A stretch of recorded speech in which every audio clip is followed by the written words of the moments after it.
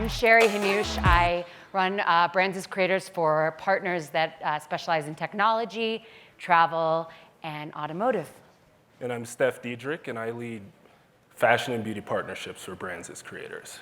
Brands as Creators is an initiative to help brands tell their stories in a way that resonates on YouTube.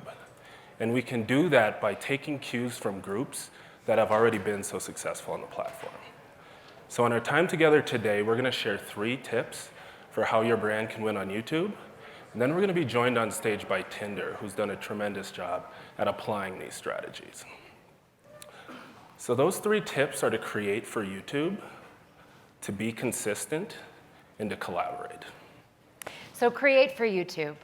In 2019, we did a user study in our top 5 markets and found that it didn't matter the location or the demo. People come to YouTube for the same reasons. They come to be entertained, inspired, to learn or be educated, and finally to get access or a specific point of view. So to actually build content tying into what those users are interested in, but that are created for YouTube, is the best way to get credibility with that audience. And so we have a great example with Apple, one of our partners. They really learned from us and some of the data that we have that there are 190 million views of UGC content on Memojis. And so if any of you don't know what Memojis are, they are these guys on the left-hand side. And so what did Apple do? They created a makeup tutorial, which is an excellent format on YouTube. And they did it with beauty influencers, Patrick Starr and Desi Perkins. And they created this makeup tutorial, and organically it saw 2 million views in the first week and was really one of their first forays working with influencers, aiming to reach more of a Gen Z audience, and working with YouTube formats. So they took it one step further, and they learned that their audience was really into and watching ASMR. How many of you know ASMR in the room? Okay, most hands. So this is the example of what Apple did. They created a full series, season 1, of ASMR videos, but again, lending their brand's perspective. So it was all shot on an iPhone, and the videos got 1.7 million organic views. So the next tip to win on YouTube is to be consistent. In order to be successful, you have to upload the type of content that your audience wants to see consistently. So the most successful brand partners we have are uploading on a weekly or bi-weekly cadence. And that might seem like a lot at first, but it does 2 things. It teaches your audience what to expect, but it also earns their loyalty in the form of a subscription. So I think one great example of this is Sephora on your right, and they're a beauty brand that weekly they're uploading content to YouTube. They're providing inspiration through stories of their customers, education through tutorials and how-tos, and then they also provide access through beauty masterclasses. So this has allowed them to grow their YouTube subscriber base well over 1 million subscribers, which is a lot for a brand, but it's also established them as an absolute authority for beauty content on YouTube. And there's definitely a lot on this screen, but what it has in common is that there's a consistency in uploading, but also a consistency in their thumbnails, which are really the billboard to have viewers click to watch their content. So whereas Sephora is on the right, B&H, which is an audio and video retailer, is on the left. And they are consistently uploading 3 times a week, how-to, tips and tricks, product releases, but they are very clear with their text and their thumbnails in a consistent style so that their subscribers and their audience can recognize their content and know what they're actually going to be offering when they see their thumbnails, which can be quite small when you think about it on a mobile device. And the last tip is, to win on YouTube, you gotta collaborate. If you want inspiration on how to win, look no further than the groups that make a living creating content that works on YouTube. So the most successful brands have partnered with those creators to develop their concepts and bring their branded content to life through a collaboration. Now, the one thing I'll point out here is it's important to partner with these creators. I think gone are the days where you send your influencer, your creator the brief, and you expect them to kind of just deliver on that. Really work with them to build that idea. They know their audience best. They know what's going to work on YouTube. You know your brand, and that can be greater than the sum of its parts when you work with them there. I think a great example of this is the French fashion house, Louis Vuitton. They partnered with endemic YouTubers native to the platform like Emma Chamberlain, the Dolan twins, and many others. And although that seemed kind of odd at first, when we have a French fashion house and a high schooler from San Francisco, but it created this incredibly engaging content that worked well on YouTube, and it also allowed them to tap into a Gen Z audience, which is so native to YouTube, and they were trying to reach in an authentic way. It's been great being here and seeing brands like Hot Wheels and ASICS present and talk about how they also leverage and collaborate in that way. So we hope that you've learned a little something from these 3 tips. And now we have the pleasure of bringing up Kelsey Blodgett from the brand Tinder. Kelsey oversees all of the influencer marketing and brand storytelling for Tinder. So before we bring her up, I'm just going to play a quick clip. Hey, I'm Matt. And I'm Zane. And today we're critiquing Tinder advice From the internet. I've never been on Tinder before, so today I'm making my own profile and asking people what they think about it.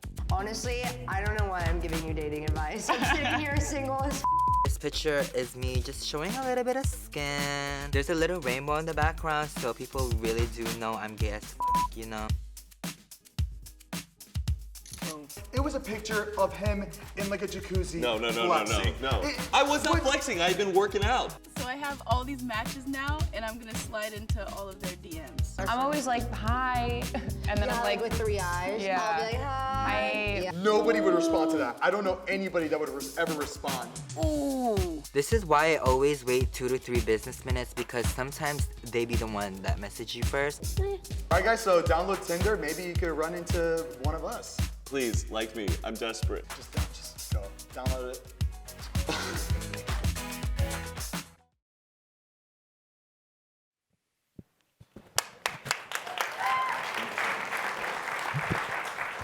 Hi, Kelsey. Thanks Hi. for joining. Thanks so much for having me. I wanted to play the clip before I just shout a little bit of the praises of what Tinder has done on YouTube. Tinder really is focused on a Gen Z audience. And so in knowing that that audience doesn't want to be advertised to or marketed to, they've really developed a lot of content on YouTube with influencers, creators, but also people in the community. And so they've done this across content that their audience cares about: dating, lifestyle, travel, but also about serious topics like inclusivity and things that Gen Z really cares about. Just a few bragging stats. In the last year, really they've seen over 100 years of content watched on their Tinder channel from their target audience, and they've doubled their subscribers. So, and Kelsey, thank you again for coming. I mean, the video says so much, but can you talk a little bit about your process in developing branded content? Absolutely. And also thank you for everyone for sticking in here. I know the cocktail hour is very enticing. So yeah, as you already mentioned, Tinder's audience, like the majority of our members are Gen Z. They're 18 to 25. So when we think about what types of content to create, we have to think about what types of content they want to consume and where they want to consume it. As other presenters have already mentioned, for Gen Z, inclusivity matters, entertaining content matters, and authenticity matters an enormous amount. So we really wanted to create content that felt authentic to them and didn't feel like an ad. We also knew that YouTube was a really critical platform for reaching Gen Z. Over half of them are on YouTube every single day, and I think about half of them are consuming more than 3 hours of videos every day. So in terms of getting Gen Z attention, it's just, if Gen Z is a priority for you, you really need to be on YouTube. And as you mentioned, we work with a lot of celebrities and influencers, and we have a two-pronged approach. We're trying to get content in front of their audiences on one of their platforms, but we're usually putting the hero video on Tinder's YouTube channel because we're really focused on growing our organic viewership and our organic audience because of that point about authenticity that I made. So let's talk a little bit about the Gen Z audience and the talent that you are working with. I wouldn't say this is always the talent we think of when we want brand association, brand friendliness. They're a little bit edgier. And so can you talk a little bit about how you justify working with that talent? Are there KPIs that you think of? Yeah, so when we think about what celebrities to work with, I think a lot of us in this room maybe didn't recognize some of the people in that sizzle, but Gen Z does. So they're not always like the name brand traditional celebrities, but we know from consumer insights when Gen Z is asked to list the celebrities that they care about and that influence them the most, I think 4 of the 5 top people named were YouTubers. So we're really looking at YouTube celebrities and Instagram celebrities and people that have like really built their own platforms and that Gen Z feels like are really authentic. In terms of some of the KPIs we think about, our overarching goal is really driving conversation and engagement with Gen Z and helping to shape our brand perception through that. So we're looking at how long people are watching a piece of content is really important because we're really able to get their attention, which YouTube is, you can get their attention for a lot longer than a lot of other places. And also the longevity of that piece of content. So by putting things on our own channel and growing our organic viewership, content works for us for a lot longer. So we have a video we did with JVN and Anthony from Queer Eye that went live over a year ago when we first launched our branded content initiative on YouTube, and it's still getting organic views today. So I think a lot of times when people work with influencer marketing, with influencers, if it's just on their channel, it can kind of be like a flash in the pan. And so we really want to increase the association with that celebrity by hosting it ourselves. Yeah, I love that because I think, it really isn't a one and done, right? It's a relationship you're building. And as you said, having this portfolio of content where people are watching things from a year or 2 years back, but also more recent content is something where you're able to build that relationship. One thing though, I feel like one of the things that happens a lot with some of this content, and even with the platform, we may not be able to panel this audience, but there isn't a 21-year-old out there that doesn't know what Tinder is. So given that, awareness isn't a problem for your brand in the US especially. But things like consideration, favorability, I think we've talked a lot about some of the challenges and growth opportunities you see there. So can you talk a little bit about how you do that, especially with a Gen Z audience? Yeah, definitely awareness is not our primary problem, as you mentioned. But when you're thinking about favorability and things like that, I do think attention span and the length of time where people spend on content is just really important. I think like a 15 or 30-second ad spot, I think it's great for growth marketing. I think it can be great for brand marketing when you have a specific message at a specific point in time that you're really trying to push through and like make a statement that kind of maybe goes in partnership with other types of marketing that you're doing. But if you're really trying to be part of culture on a consistent, ongoing basis, like you talked about consistency, you need more than 30 seconds. You need them to be watching for, I think our average watch time, we're seeing like a few minutes for a lot of these videos. So they're thinking about our brand for a few minutes, and I think that gives you just a lot more room to really start to shift perception.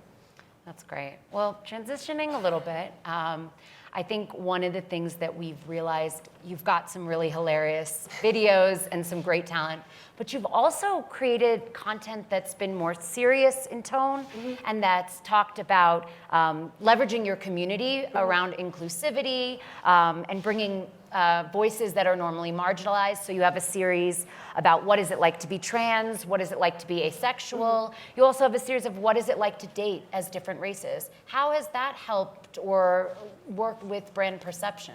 So inclusivity matters a lot to Tinder. We have tens of millions of members on our app from 190 countries of every gender, sexual orientation, just really diverse backgrounds in so many ways. And we know Gen Z is really diverse, as also another presenter mentioned. 48% of Gen Z are people of color. Only 48% of Gen Z identify as exclusively heterosexual. They're the most, so when we create content, we want our target audience to know that Tinder is a welcoming place for them. We want them on our platform. As marketers, representation matters. And so in the videos that we produce and even the casting for just all of the videos, that's something we're really trying to keep in mind. Yeah, I like that too, because you're touching on an important point that it's not just about the content you're building, but actually backing that up with the brand, with the product, with the platform. Purpose-driven marketing is a huge topic, something that will be talked about here. It feels like a lot of brands are figuring out how to do that, and quite frankly, some brands are getting some pretty candid feedback as to why that isn't working and feels really inauthentic. So how do you as a brand really back that up beyond just the content storytelling you're doing? Yeah, I mean, I think whatever cause that you decide to stand for or causes needs to really make sense for your brand and your members, and it needs to be something that you're not just talking about in your marketing, but you're also, that your whole organization is getting behind. So at Tinder, like, we've made a lot of product changes to make our app a better experience for people from a lot of different communities, and we know we're still listening and we're still doing work there, but we've made a lot of progress. So that's part of it. It needs to be every part of the organization. And I think what I said about your members, like for us last year, we partnered with the Human Rights Campaign to publicize and help fund their efforts to pass the Equality Act.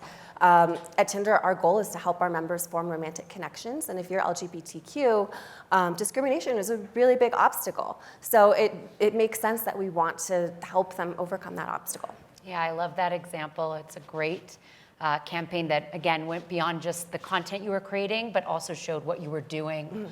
Well, I think we're at time, but because I just want one more question. What's one takeaway or lesson in building this content on YouTube really for the past year that you'd like to share with the group? So I think what you said about consistency in your tips is really important.